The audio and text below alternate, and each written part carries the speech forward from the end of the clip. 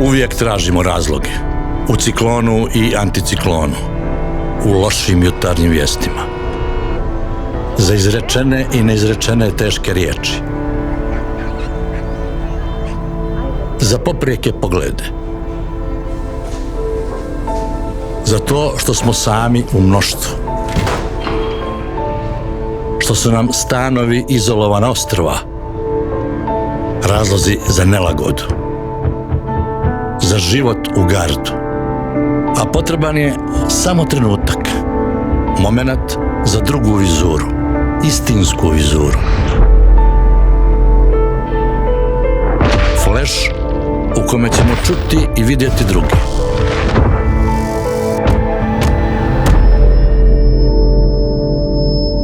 I sebe.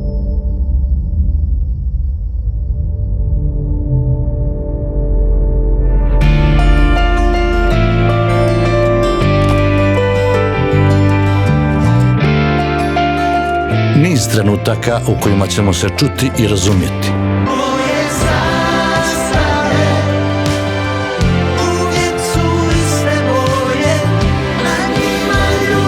Pronaći plemenitost kao mjeru našeg postojanja. Samo valja prepoznati trenutak, oslanjati sa jedni na druge, živjeti punom snagom. Napraviti mjesto za one koje nismo vidjeli, a sve vrijeme su bili tu. Napraviti mjesto beskrajno veliko za ljubav, razumijevanje i dostojanstvo.